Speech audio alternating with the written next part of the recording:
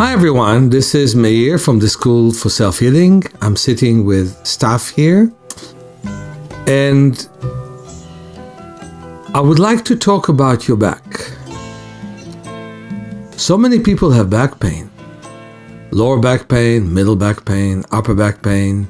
Sometimes there is numbness in the toes, numbness in the hands. And sometimes we don't even know how tense our back is and how much it affects us. So, first of all, I want to say that with very few exceptions, the back should never hurt you. If it does, it means that there is tension that doesn't go away. One wonderful exercise you can do with your family or good friends is skin roll. For example,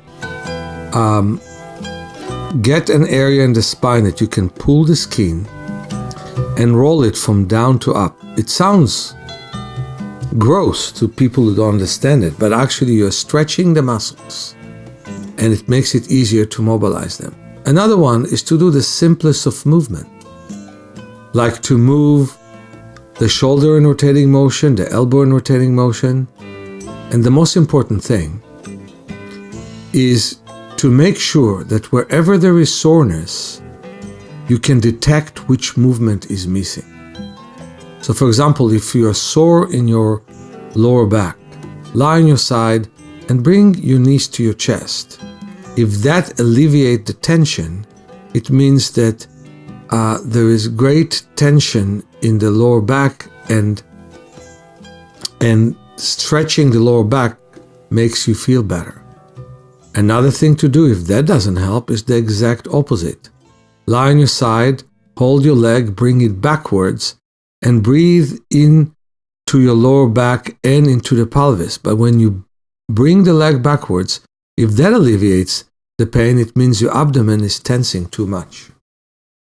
Too many people have too many concepts of what it takes to improve the back. But basically what it takes is to engage with muscles we never knew existed. To start and mobilize your toes and your ankles, to mobilize parts of your fingers you never moved, to mobilize your neck. And it's amazing.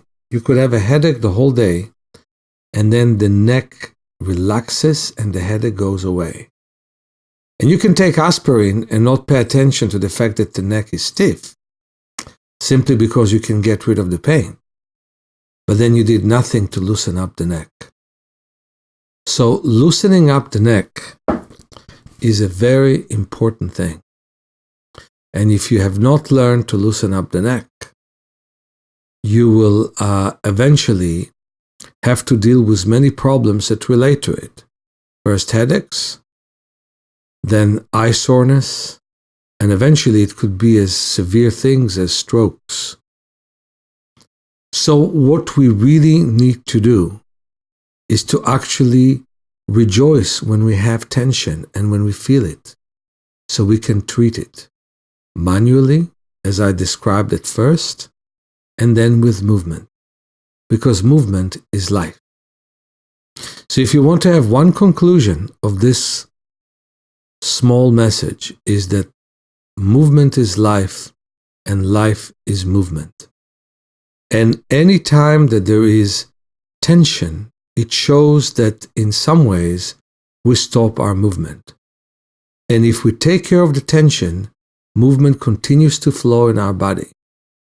There is no alternative to it, because otherwise we degenerate. So, I hope to see some of you in my class next week, because you're going to learn how to make your body more alive through movement, and we'll have sufficient time to experience it. Many blessings to all of you, Meir.